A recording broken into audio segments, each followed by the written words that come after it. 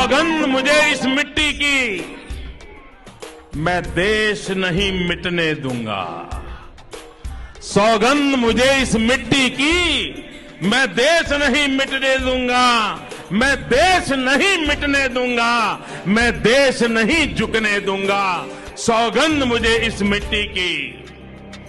मेरी धरती मुझसे पूछ रही, मेरी धरती मुझसे पूछ रही, कब मेरा कर्ज चुकाओगे। मेरा अंबर मुझसे पूछ रहा, कब अपना फर्ज निभाओगे। मेरा वचन है भारत मां को, मेरा वचन है भारत मां को, तेरा शीश नहीं झुकने दूंगा। सौगंध मुझे इस मिट्टी की, मैं देश नहीं मिटने दूंगा। नरेंद्र मोदी जी का एक और बीजेपी का एक नारा था, 70 साल में कुछ नहीं हुआ। और कल फाइनेंस मिनिस्टर ने जो भी 70 साल में इस देश की पूंजी बनी थी उसको बेचने का डिसीजन ले लिया है। मतलब प्रधानमंत्री ने सब कुछ बेच दिया। अब मैं ये हिंदुस्तान के युवाओं से कहना चाहता हूं,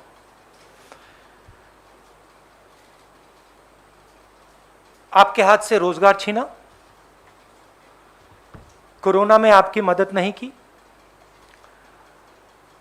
आपके जो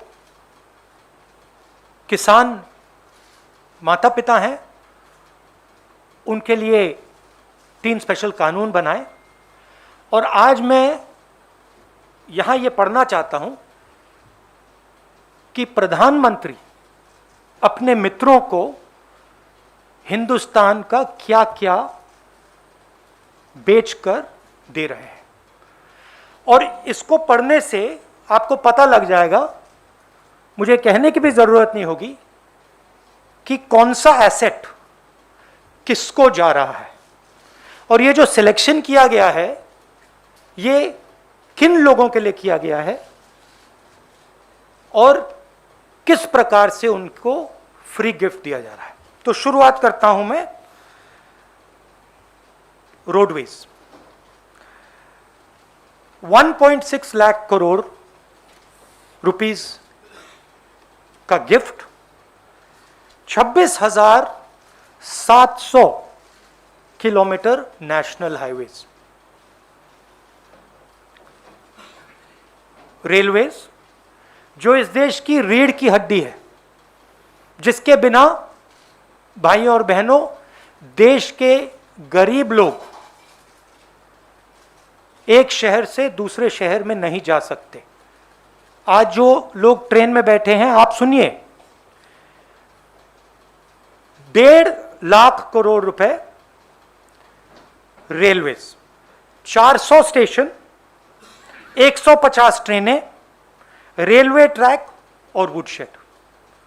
और जो हमारे रेलवेज के एम्प्लॉई हैं, आप भी बात समझ लीजिए, जब ये रेलवे से छीनकर किसी प्राइवेट एंटिटी को दिया जाएगा तो आप समझ लीजिए आपके रोजगार का क्या होने वाला है। मुझे समझाने की जरूरत नहीं है। उसके बाद special gift power transmission, 42,300 circuit kilometres of transmission network. Power generation, 6,000 megawatt hydro solar wind assets from NHPC, NTPC, NLC. National gas pipeline, 8,000 kilometre GAIL की पाइपलाइन। किसको जा रहा है आप जानते हो। Petroleum pipeline, 4,000 kilometre Indian Oil Corporation and HCL की pipeline. Telecoms, 2.86 lakh kilometre of Bharat net fibre optic network, BSNL and MTNL के टावर्स, वेयर हाउसिंग। किसान भाई आप इसको अच्छी तरह सुनिए, वेयर हाउसिंग 29,000 करोड़ रुपीस की warehousing, 210 lakh metric ton food storage. भाइयों और बहनों, आपको मालूम होगा कि ये 2010 लाख मेट्रिक टन स्टोरेज किसको जारी है, कहने की जरूरत नहीं।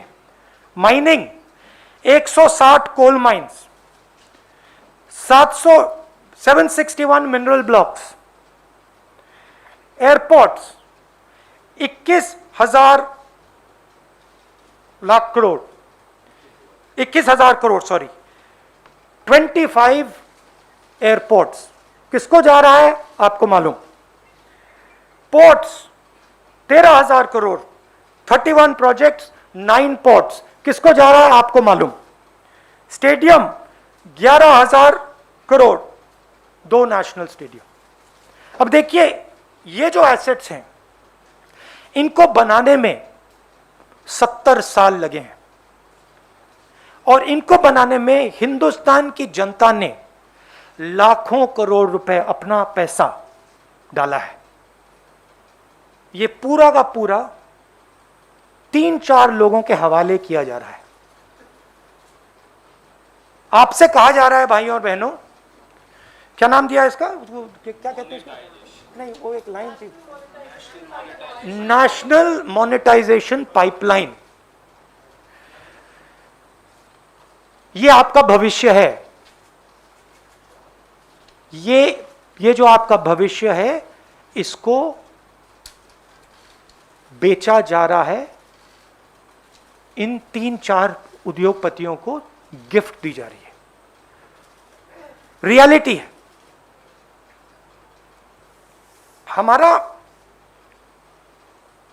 हम प्राइवेटाइजेशन के खिलाफ नहीं है,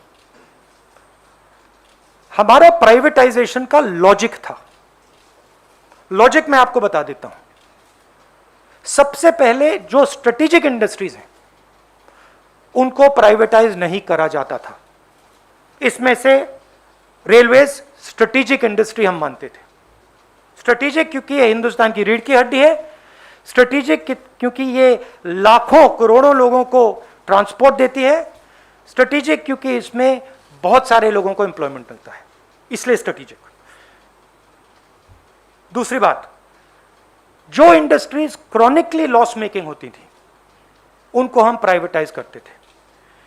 जिन कंपनीज के पास मिनिमल मार्केट शेयर होता था उनको हम प्राइवेटाइज करते थे, और उस सेक्टर में हम प्राइवेटाइज करते थे जहां पे प्राइवेट सेक्टर की मोनोपोली की रिस्क हो। मतलब अगर सरकारी कंपनी मोनोपोली को रोक सके तो हम उसको प्राइवेटाइज नहीं कर सकते। अब यहां पे ये सारे के सारे प्राइवेटाइजेशन मोनोपोली बनाने के लिए करे जा रहे हैं, सारे के सारे। मैंने आपको नाम दिया है, power, telecoms, warehousing, mining, airports, ports, ये सब मोनोपोली बनाने के लिए किया जा रहा है। आप जानते हो पोर्ट्स किसके हाथ में है, एयरपोर्ट किसको मिल रहे हैं। तो हम कहते हैं प्राइवेटाइज कीजिए, मगर देश को नुकसान मत पहुंचाइए। देश को नुकसान कैसे होगा, और जो देश के युवा हैं आप इसको अच्छी तरह सुनिए। जैसे ही ये मोनोपोलीज बनती जाएंगी वैसे ही उतनी ही रेट से आपको रोजगार मिलना बंद हो जाएगा। आप स्कूल्स में हो, कॉलेजेस में हो, इस देश में जो छोटे बिजनेसेस होते हैं, मिडिल साइज बिजनेसेस होते हैं, जो आपको रोजगार देंगे कल, वो सब बंद हो जाएंगे, खत्म हो जाएंगे। 3-4 बिजनेसेस रहेंगे, इनको एम्प्लॉयमेंट देने की कोई जरूरत नहीं रहेगी और आपको रोजगार नहीं मिलेगा।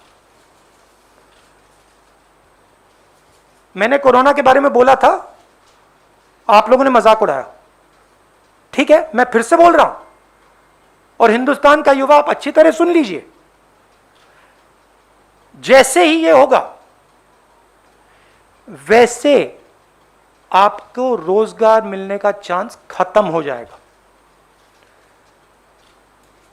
ये हिंदुस्तान की पूंजी बेची जा रही है, मगर ये आपके भविष्य पर आक्रमण है। नरेंद्र मोदी जी अपने 2-3 उद्योगपति मित्रों के साथ हिंदुस्तान के युवा पर आक्रमण कर रहे हैं। इसको आप अच्छी तरह समझिए।